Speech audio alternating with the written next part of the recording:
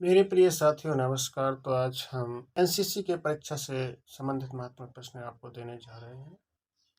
तो ये पहला प्रश्न है, निम्नलिखित में से कौन भारत का पड़ोसी देश नहीं है? तो इसका है द वियतनाम। 3 प्रकार की सीमाएं हैं, तो वो 3 प्रकार की सीमाएं क्या हैं? वो है आपकी भूमि सीमा, समुद्री सीमा और हवाई सीमा।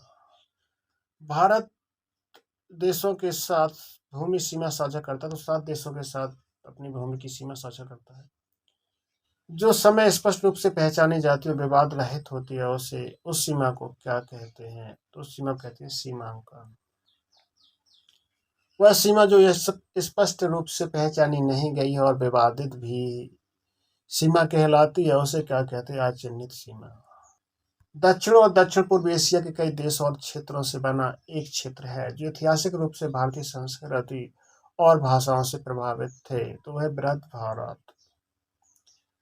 भारत के पश्चिम की ओर के समुद्र को क्या कहा जाता है? तो अरब सागर। भारत के पूर्व की ओर के समुद्र को क्या कहा जाता है? तो ये कहा जाता है बंगाल की खाड़ी। भारतीय तटीय रेखा का सबसे पश्चिमी भाग है तो कच्छ की खाड़ी। भारत तटीय रेखा का सबसे पूर्वी भाग है तो सुंदरबन। भारत तटीय रेखा का सबसे दक्षिणी भाग है तो है केप कोमोरियन यानी कि कन्याकुमारी। कोरामंडल तट के किनारे क्या स्थित है? तो पूर्वी घाट।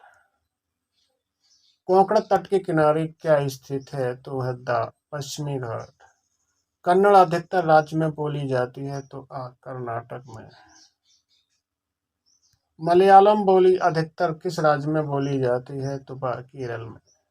तमिल अधिकतर राज्य में बोली जाती है तो इसका तमिलनाडु में।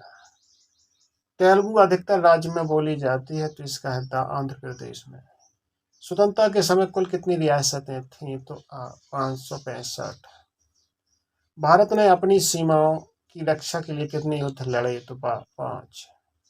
आजादी के समय जम्मू कश्मीर के राजा कौन थे? ये थे हरि सिंह। भारत चीन का युद्ध किस वर्ष लड़ा गया था? तो इसका है द आंसर सही। राजस्थान में भारत पाक सीमा पर किस प्रकार का भूभाग पाया जाता है? तो इसका है सही, रेगिस्तानी इलाका। भारत चीन सीमा पर किस प्रकार का भूभाग पाया जाता है? तो पर्वतीय क्षेत्र, क्योंकि हिमालय है। भारत म्यांमार सीमा पर किस प्रकार का भूभाग पाया जाता है? तो जंगल का इलाका। भारत में तटीय क्षेत्रों वाले कितने राज्य हैं? तो 9 राज्य हैं। द्वीपीय समूह सहित भारत की तटीय रेखा कितने किलोमीटर है? तो ये है 7516.6 किलोमीटर। भारत की मुख्य भूमि की तट रेखा कितनी है? तो इसका है 5422.6 किलोमीटर। भारत के द्वीप क्षेत्रों की तट रेखा की लंबाई कितनी है? तो ये 1197 किलोमीटर। बंगाल की खाड़ी के द्वीप क्षेत्र को क्या कहा जाता है? तो इसे अंडमान निकोबार द्वीप समूह कहा जाता है। अरब सागर भारत के द्वीप को क्या कहा जाता है? तो ये कहा जाता है आपका लक्षद्वीप। भारत की जनसंख्या का हिस्सा तटीय क्षेत्रों में कितना रहता है? तो ये रहता है 1/5वां भाग रहता है। भारत के किस राज्य की तट रेखा की लंबाई सबसे अधिक है गुजरात की। भारत के 3 तटीय महानगर हैं तो मुंबई, हैदराबाद और चेन्नई। हमारी सीमाओं के पार कौन सी अवैध गतिविधियां की जाती हैं? गैर कानूनी इमिग्रेशन मतलब आना जाना, तस्करी की जाती है, आतंक मचाया जाता है, सभी किया जाता है। निम्नलिखित में से कौन सा बॉर्डर का एक प्रकार नहीं है? तो DGCL बॉर्डर का कोई प्रकार नहीं है, ये सभी बॉर्डर के प्रकार हैं।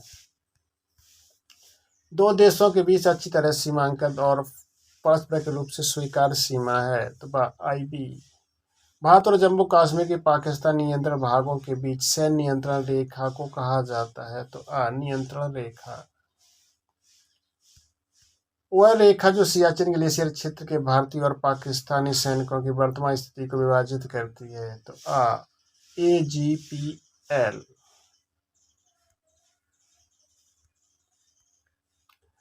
वह सीमा रेखा जो भारतीय क्षेत्र को तिब्बत के चीनी नियंत्रण क्षेत्र से अलग करती है वो कहलाती है एलसी रेखा।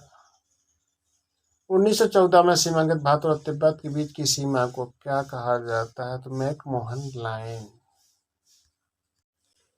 सीमा क्षेत्र प्रबंधन और एनसीसी कैडेट कौन सा कार्य करते हैं? कर सकते हैं तो सीमा क्षेत्र जागरूकता अभियान भी कर सकते हैं, सीमा से सुरक्षा और खुफिया कार्य भी कर सकते हैं, आपदा प्रबंधन कर सकते हैं, प्रयोग सभी कर सकते हैं। भारत पाकिस्तान के बीच अंतर्राष्ट्रीय सीमा यानी कि आईबी की रक्षा के लिए कौन सा बल नामित किया गया है? तो बीएसएफ। भारत और नेपाल के बीच अंतर्राष्ट्रीय सीमा बीआर की सुरक्षा के लिए कौन सा बल नामित है? तो एसएसबी। भारतीय सेना के साथ भारत और चीन के बीच सीमा की रक्षा के लिए कौन सा बल नामित किया गया है? तो आईटीबीपी। तटीय क्षेत्रों में एनसीसी कैडेटों की क्या भूमिका है? तो ये सभी। तटीय सुरक्षा जागरूकता अभियान भी, आपदा प्रबंधन, तटीय परिस्थिति पर जागरूकता, ये सभी। भारत और म्यांमार के बीच सीमा की रक्षा के लिए कौन सा बल नामित किया गया है? तो असम राइफल्स। नाम से स्पष्ट है, भारत और म्यांमार के बीच होती है असम राइफल्स। भारत की सीमा के प्रबंधन के लिए गृह मंत्रालय के अंतर्गत बनाए गए विभाग कौन से हैं? तो सीमा प्रबंधन विभाग। बीएडीपी का पूर्ण नाम क्या है? तो इसका आंसर है सीमा क्षेत्र विकास कार्यक्रम।